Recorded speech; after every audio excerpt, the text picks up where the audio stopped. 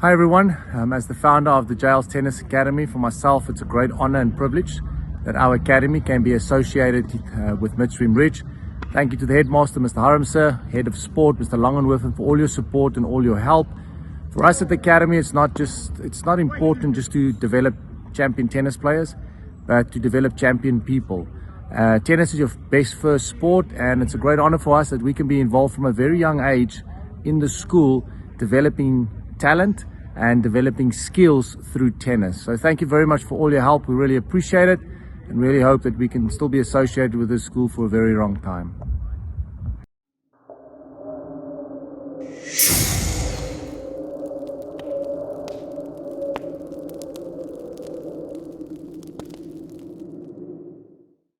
Good day everyone, and thank you for JL Tennis for this opportunity. My name is Vernon Langenerfen, the Deputy Head of Sport at Midstream Ridge Primary. I was employed since 2014 and I still love every moment of it. I was born in Pretoria in 1978 and since then I lived in Gauteng. That means that I am a proud Blue Bull supporter. I grew up in a little town called Cullinan, better known as the town of diamonds. I went to law school Cullinan and matriculated at the high school of Cullinan. After my matric year, I went to the University of Pretoria, where I completed my education studies after 4 years. I started my education career at law school Reyton. I teach there for 1 year and went back to my hometown Cullinan. Worked at law school Cullinan for approximately 9 years. After 9 years, I've decided to spread my wings and I went to law school De Pre van Wyk. And then I had my big break. Midstream Ridge Primary, where I started in 2014. For me, that was still the best decision of my life. As a Deputy of Sport, I am very passionate about sport. The reason for that is that sport is considered a way to stay healthy and fit. Sport teaches us life lessons such as teamwork, accountability, confidence, responsibility, and self-discipline. Sport is the best way to build a good character of any human being, and that's why I love sport and I am passionate about it. When it comes to coaches at Midstream Ridge, it's very important that we know that the role of the coach is much more than just organizing practices and managing sport codes. Coaches fulfill a variety of roles in their players' lives and also act as a mentor, a role model, and an advisor. Coaches need to motivate their players to play together as a cohesive unit that puts the importance of the team above the individual in the team.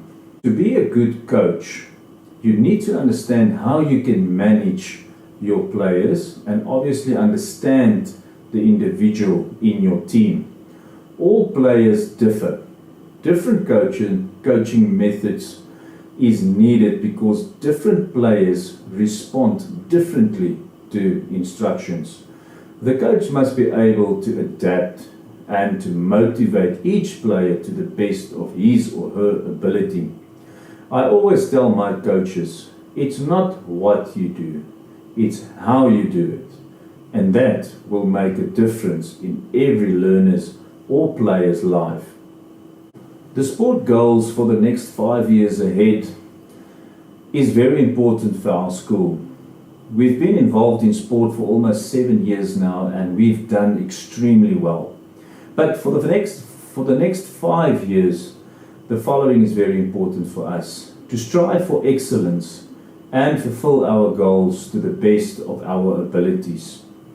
To work together as a team and create an environment where we constantly are innovated and try to be better in what we do. We must be leaders in sport and take ownership of it. Listen and communicate openly. Players to coaches and coaches to players. respect the diversity of our participants with respect, and to develop our learners in sport activities to the best of their ability. And I think if we can keep to that, in the next 5 years of Midstream Ridge Sport, we will succeed in our goals. A deputy principal of sport at Midstream Ridge Primary, it's very important to me if a grade 7 learner leaves our school that they will remember the following. And that is important, that they will know that a school consists of 3 components. The first one is academics, then sport and culture. So if they are balanced between those 3, I think then you'll get a good balanced grade 7 learner.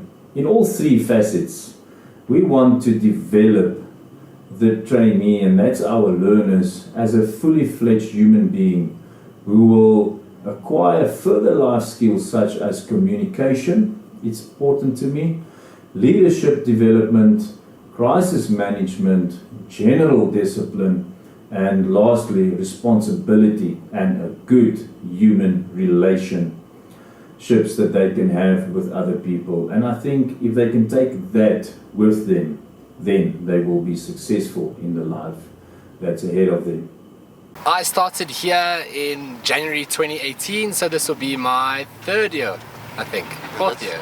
I've been here for a while, I've lost count. Most athletes, I guess, if we're going to talk specific South Africa, I think the volume and the different types of sports that the kids are always playing, I mean, the kids are crazy busy at school. I was busy at school, I played 3 different sports a term.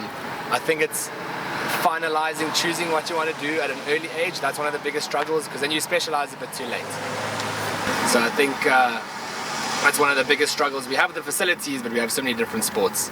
I think it's a simple fix. At a younger age, you're still developing, so you can play all these different sports, and you'll develop coordination, and you'll develop ball skills and stuff through different sports. And then the older you get, when you start becoming an adolescent or like a teenager and stuff, you can start realizing where your strengths lie. And then from there you start specializing, and you cut down on the volume on some sports for fun, and then some you can start focusing on a little bit more. And then I think from there it sets up a good base for your future. I remember this one clearly. I was probably my 2nd tournament ever. My coach said, look, we're going to go on to Bloemfontein for nationals, we're going to play 2 tournaments, we're going to play nationals, and we're going to play the tournament afterwards. And I thought, this is great, I'm going to go show the world what I've got. First tournament, I made it all the way to the final. My first tournament in Bloemfontein, made it to the final, lost there. I wasn't upset, it was a good result. 2nd tournament, 1st round, love and love. Lost, love and love. It was a difficult day. It was half an hour on the court, straight home. That was horrible. My daily routine is I wake up relatively early, depending on the day's schedule. Some days mornings are open, my afternoons are always full. So the mornings I have off, I sleep in a little bit, have a nice breakfast. If I can fit gym in, I will. But otherwise, on a busier day, it's wake up, have a cup of coffee, get in the car, and spend a couple hours on court. Finish pretty late in the afternoon. But otherwise, it's a nice job.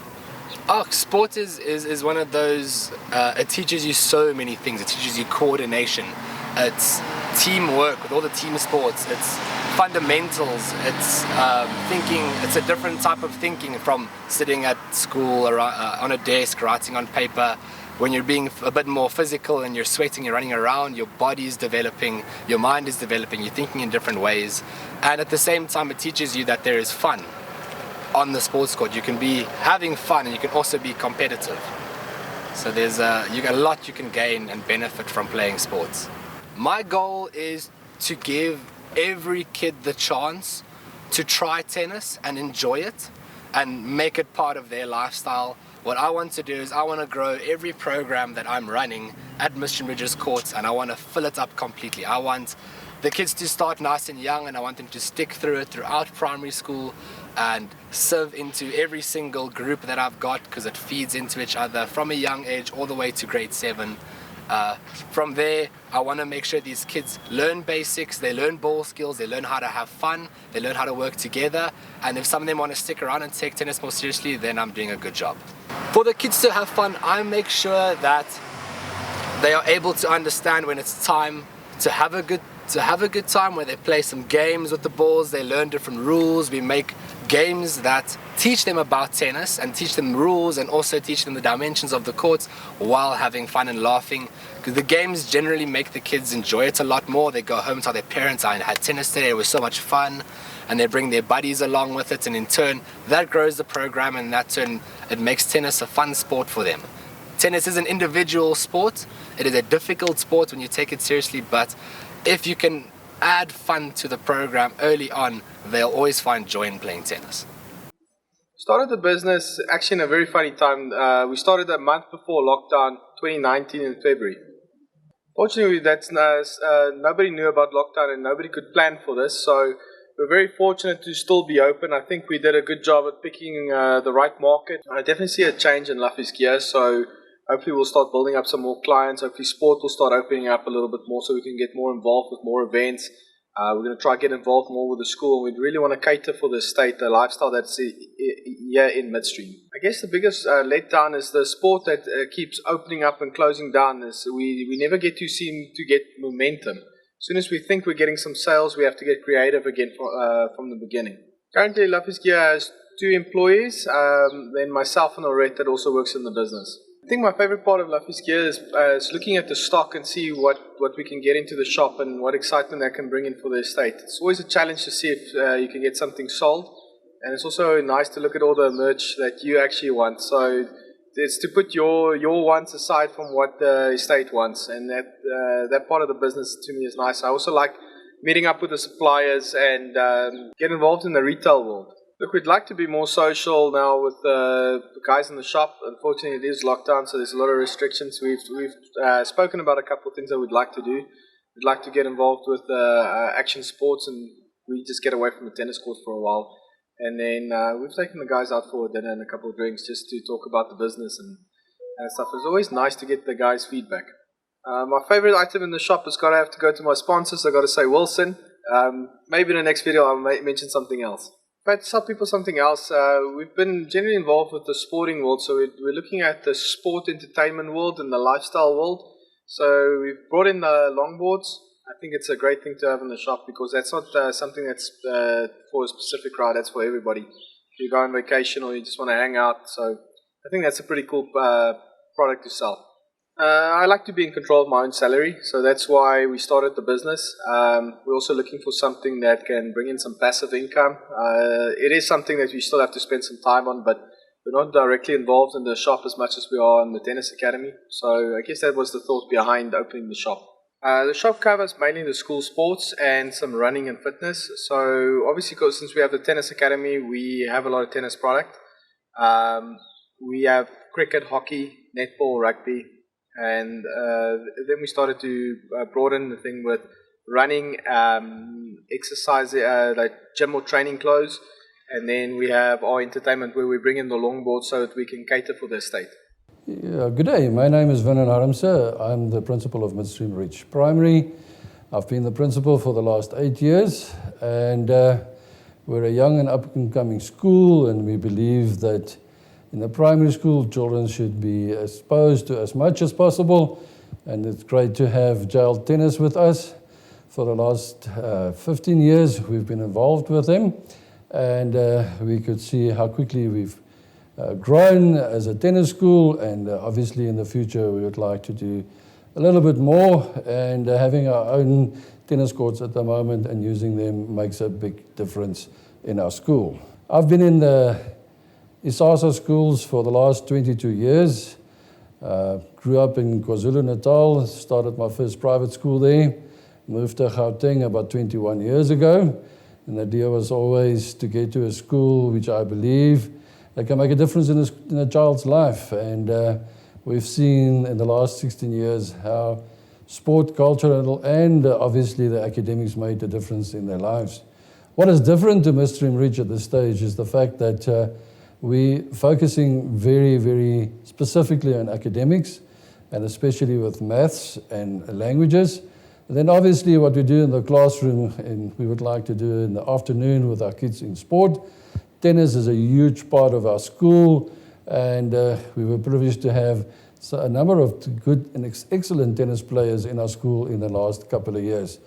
The idea was always to expose children to as much as possible and giving them opportunities, and we believe that is what makes Midstream Ridge different to any other school. In 2006, I started a Midstream College, a small school of about 311 kids, which has grown to about 1,300. In 2013, we decided to start Midstream Ridge Primary because of the great numbers that we had in college. And we believe that in a bigger school, we can't get to every single child, so Midstream Ridge was then built in 2014, and it gives us an opportunity to get to every single child. The idea in the school is to give children as much as possible opportunities, but also to get to every single child. It's not just about the A team, it's not just about a B team, it's to give every single child that wants to be a participant, given them an opportunity to participate. Our goals for sport in the school is obviously to get the child to the highest level within the school, obviously in South Africa as well. We've been working very hard at it. The only way we can do it is to start with the grade ones.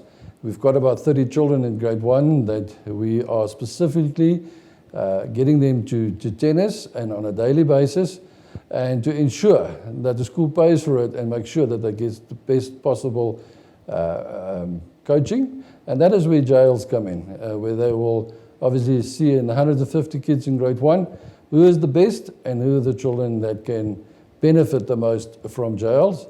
Notwithstanding the fact that the rest of the children also have an opportunity, we believe that we can get them as early as possible, expose them to the best, we can get to the highest possible level. The last 2 years was for children probably the worst in my lifetime, as in 35 years as being a teacher. Obviously, COVID-19 is the one to blame. For children, it's always great to get onto a bus, to participate within a team. School is different, and therefore we need sport and cultural activities where children can participate, because all of them have got different talents in life. And we would like to obviously expose them and get them to the highest possible level. We believe that we have achieved it. In the last 2 years now, we've had our challenges with COVID-19.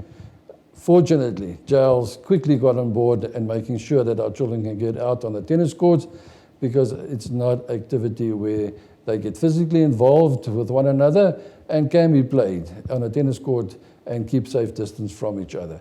So we are very, very pleased with jails, because they made sure that our children get as much as possible exposure, and in the end can get out of a classroom and get onto a tennis court and obviously get the best possible training. Obviously, the question that we always ask is, why should a parent choose Midstream Ridge Primary? And the reason is quite simple. We believe we've got the facilities. We've got 6 tennis courts across the road from us, very close to us, that children can use on a daily basis. We've got 3 rugby fields, we've got hockey fields. We've got every single thing so that every single child can have an opportunity. We believe if a child comes to a practice, he should get an opportunity to play in a match. We have achieved it in the last 16 years, and especially at Midstream Ridge, we have achieved it. And it's not just about our A and B side. It's about giving children, and every single one, depending on his ability, to play in a team where he can play against other schools and get that feeling of participating, losing, and winning, because that is part of life. Hey everyone, my name is Langenerfen. I was very fortunate to be able to play professional tennis for 15 years. After my professional tennis career, I went into coaching. These days, still Tennis Academy in Pretoria. I coach on the ATP and WTA Tour, coach in the IPTL and World Team Tennis Circuit. And then the last few years, I love the mental side of the game, and I have my own mental conditioning and life skills business where I help teams, individuals with their mental conditioning. I was born in Johannesburg, grew up on a farm in Ermelo. It was awesome for me to be able to grow up on a farm. You had freedom to run around. I was massively into horse riding, because obviously on a farm, it is great the freedom that you have. But my life, I started with complications. When I was born, my mother's heart stopped. Because of that, my heart stopped as well. They had to give me a shock injection to get my heart going. And instead of giving me that injection into my thigh, The doctors injected me into my butt and hit the main nerve that was going down my right leg. It damaged the main nerve in my right leg, and because of that, I only have 10% use of my nerve going down my right leg. I was put in a cast. The doctors told my parents that I will never be able to do any sport. Only 12% chance of walking properly. Because my dad was a sport fanatic, he loved playing sport. He just decided that his son will play sport, and thanks to him, and my mother's hard work, they really, they did my rehab for me. Every night, my mother massaged my feet.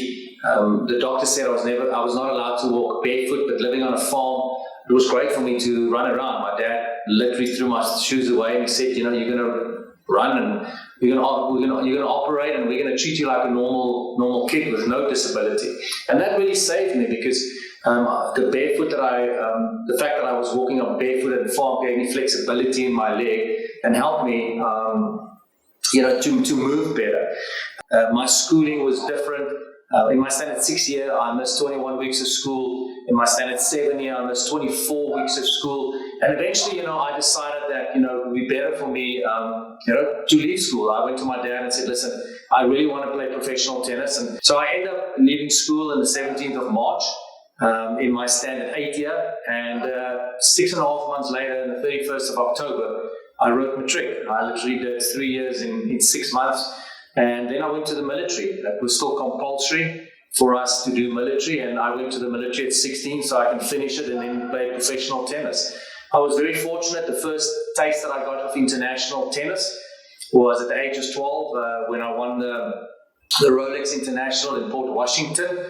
It was a massive, big junior tournament, and I was the first South African to win that tournament. And on the bowl, there was a crystal bowl with a wooden base, names of Wielander, McEnroe, Connors.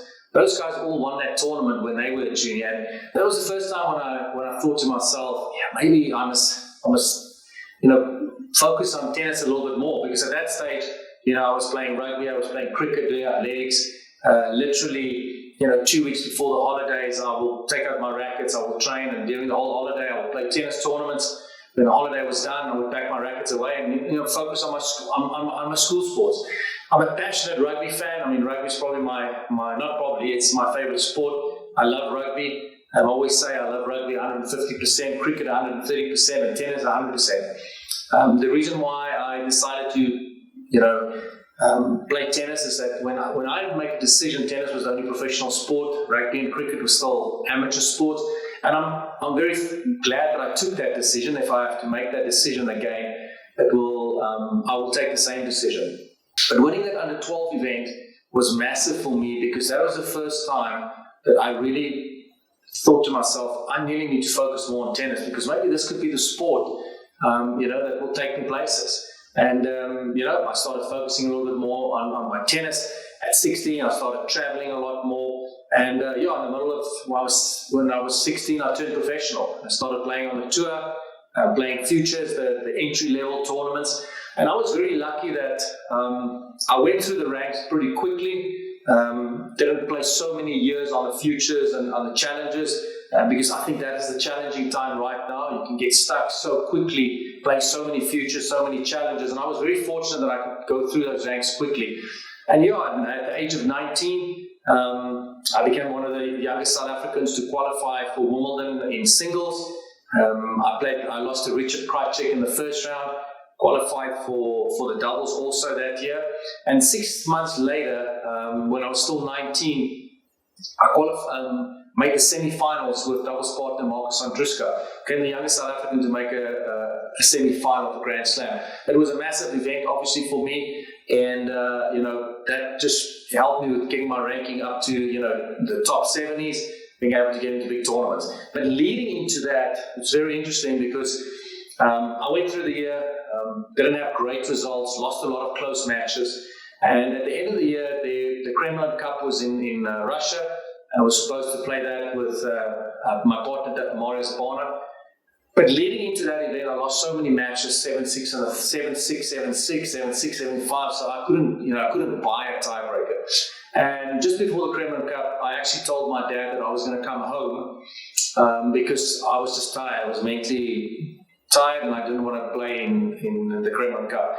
My dad's question was, what about your doubles partner Morris? And I said, no, you'll find somebody else to play. And my dad said, no, if you commit to somebody, you stick to it. And you're going to play the Kremlin Cup, and after the Kremlin Cup, you can come home. And I'm so glad and fortunate that my dad was strict with me regarding that, because I ended up going to Moscow, and we won the tournament. It was my first big ATP event that I played. I went from 179 to 115 in the world, and then when we made the semi-finals at the Australian Open, I went into the top 70 and then got into all the big tournaments. So a great lesson for me to, and also for parents out there, when your kids, when they start something, they need to finish. When they make a commitment to a team, when they don't make the A side, doesn't mean now they're going to stop because they're going to try something else.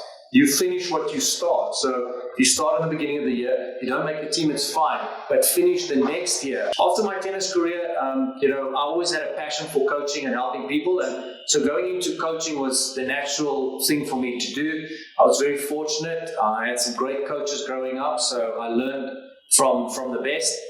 At a young age, I got exposure to play mixed doubles with Martina Navratilova, and the coach of our team was Billie Jean King. So I was around a lot of great players during my playing days as well. And my dad always told me that when you're around greatness, you've got to ask questions and you have to listen. And you've got to take that information in and then ask yourself, which of this information fits into my pathway? That's why it's very important. Do you know where you want to go? Do you know where your kid's going to go? So people hear that Rafa Nadal practices 5 hours a day and they make their 12-year-old kid practice 5 hours a day. You can't do that because he's not Rafa Nadal. But maybe your kid only needs to practice an hour a day. So what does the pros do? And that you can take from them and then add that to your pathway for your kid or the player that you're playing. We're all different. I say we only copy and paste on a computer. So you can't copy what other people are doing and then try and let your talent do it, because we're all unique. We're all different. So you've got to figure out what does your player need, and according to that, you take it in. Coaching has been very great to me. I love coaching. I was fortunate to be the Davis Cup captain for South Africa for 10 years. Traveled around the world, coached some of the best singles and doubles players in the world. I was fortunate that players like Novak Djokovic, Roger Federer, Goran Ivanisevic, Ana Ivanovic all played in teams where I coached in World Team Tennis and then in the International Premier Tennis League as well. So I learned a lot from it. And with my mental conditioning business, this is what I bring to the party. I bring the experience of playing on the professional circuit as a professional sportsman for 15 years, now coaching at the highest level, learning from the best in the world. I'm very fortunate that I can call Roger and Novak friends of mine. We can always tap into some of the best coaches in the world that we traveled with. So that's what I bring to the table. I always tell my clients that what I bring to the table is that I'm going to take you to a place and make you believe that you can go to places that you never thought that you can go to, because that is my job.